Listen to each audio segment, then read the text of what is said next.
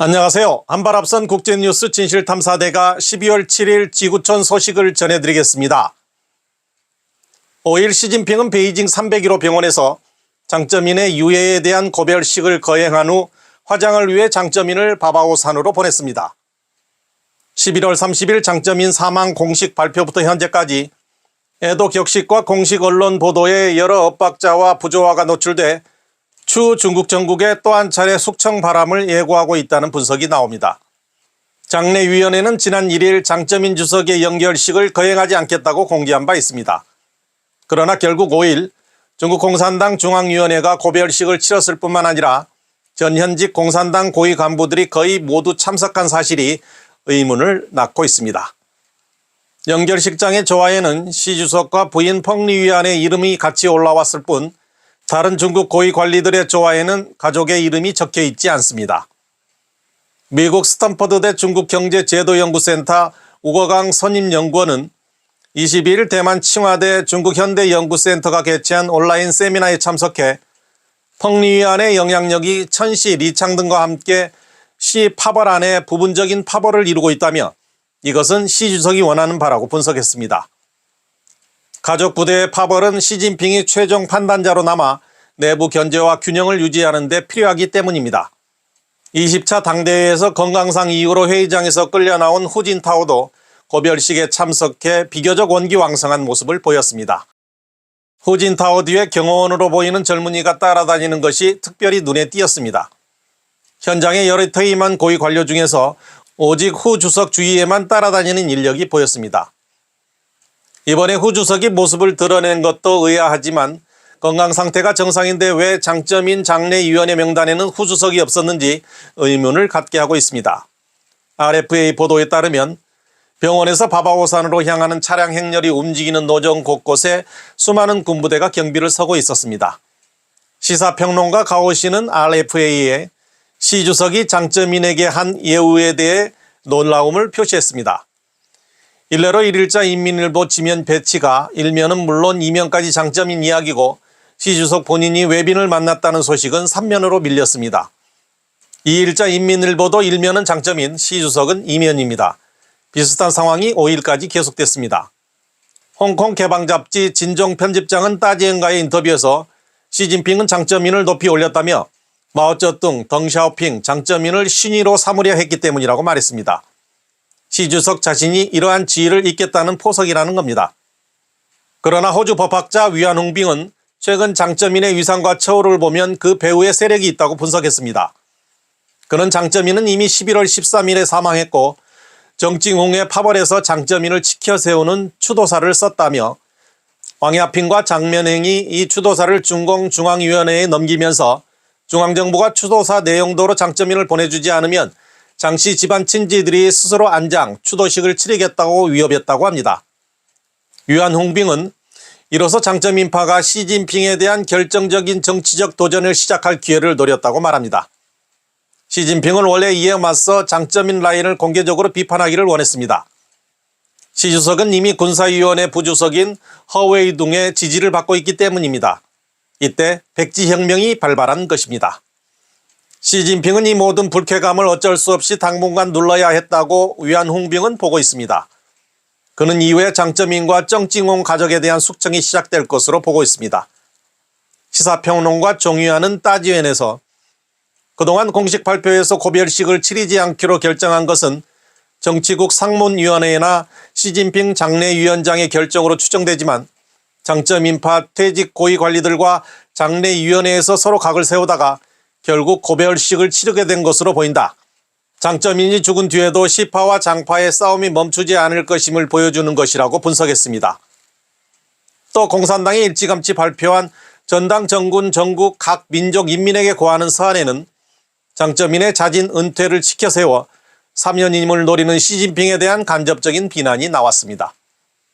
이후 장쩌민의 일생을 회고하는 모든 글에서 이 구절은 완전히 삭제됐습니다. 그러나 중공 선전 시스템의 엄격한 검열 제도를 감안하면 이는 기고인들의 무지와 부주의에서 비롯된 것이 아니라 정치적 세력이 배후에 있을 가능성이 크다는 분석입니다. 다음 뉴스입니다. 중국 공산당은 한편으로는 제로 코로나 정책 완화를 선언하면서 다른 한편으로는 백지운동 탄압을 위해 대대적인 검거에 나섰습니다. 그러나 4일부터 5일까지 우한대와 난징 공업대에서 대규모 시위가 또 벌어졌습니다. 제로 코로나 정책은 시진핑의 정치적 권위가 직결되는 문제라 중공은 공식적으로는 제로 코로나 정책의 취소를 선언하지 못한 채 20개 방역 조치를 발표하고 구체적 집행은 지방관청에 맡기고 있습니다. 그 결과 곳곳에서 봉쇄 해제가 엇박자를 내며 혼선을 빚고 있습니다. 예를 들어 상하이에서 지하철을 탈 때는 PCR 증명이 필수는 아니지만 커뮤니티와 사무실에 들어가기 위해서는 건강코드를 스캔해서 실명으로 로그인해야 해서 네티즌들은 반쪽짜리라고 한탄했습니다. 후베이성 다른 대학에서는 학생들이 속속 고향으로 돌아갈 수 있도록 했지만 우한대학에서는 봉쇄 해제가 감감소식입니다. 캠퍼스 내 상점이 문을 닫고 교통도 불편한 데다 학생들은 매일 핵산 검사를 받아야 합니다. 이에 4일 저녁 2천여 명의 학생이 학교 행정동에 모여 방역 등 현안에 대해 학교 측과의 협의를 요구했습니다. 이번 항쟁에서는 참가자들이 백지를 가져오지 말 것을 요구했는데 이로 인해 우한대 학생들은 자기 이익만을 추구한다는 비판을 받기도 했지만 그날 밤 학생들은 모두 우산을 쓰고 다녔습니다. 이는 백지운동으로 분류되지는 않겠지만 우산혁명의 중국 진출이라는 우스개를 낳았습니다. 몇 시간 후 학교는 타협안을 내 학생들 중 원하는 사람은 자발적으로 고향으로 돌아가거나 시험과 수업도 선택해서 하고 남아있는 학생들에게는 학교 시설을 점차 개방할 것이라며 이 사태에 대해 학생들에게 책임을 추궁하지 않겠다고 약속했습니다.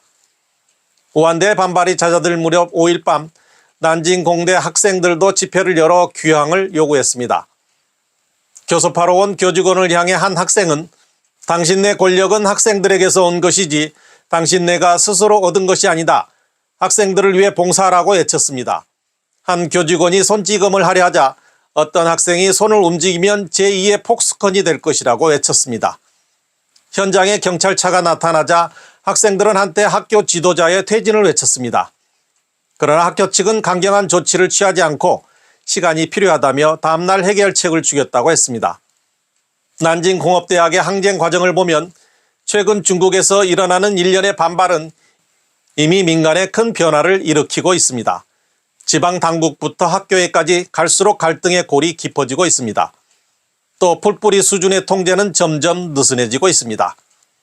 베테랑 언론인 옌춘거우는 5일 페이스북에 중국 민주화의 미래를 비관하는 일부 네티즌들의 댓글에 동의하지 않는다며 중국 공산당은 그렇게 강하지 않고 중국인들은 그렇게 비겁하지 않기 때문이라고 낙관한다고 말했습니다. 그는 중국 공산당이 막대한 안정 유지 병력을 보유하고 있는데 왜 대륙 사람들은 언제 어디서나 집결할 수 있나라고 묻습니다. 사람들이 집결할 때 왜 경비부대는 홍콩 경찰처럼 신속하게 무력을 동원하여 몰아내지 않았을까?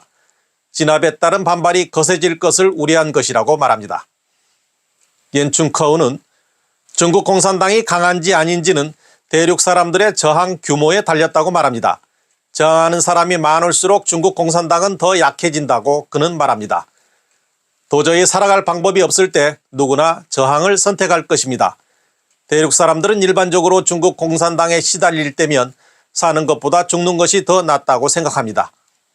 그러면 이런 괴로움은 근본 원인이 어디에 있는지 묻게 되고 근본 원인이 체제에 있음을 알게 될 것입니다. 단번에 자신을 자유롭게 할 수 있는 유일한 방법은 체제를 바꾸는 것입니다. 옌춘거우는 앞으로 중국의 저항은 중국 공산당의 힘이 소진될 때까지 오르내리는 물결 형태로 계속될 것이며 이 기간의 길이는 경제 상황에 따라 달라질 것이라고 판단했습니다.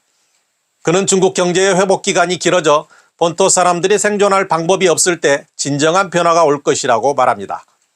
진실탐사대 이원선입니다. 시청해 주셔서 감사합니다.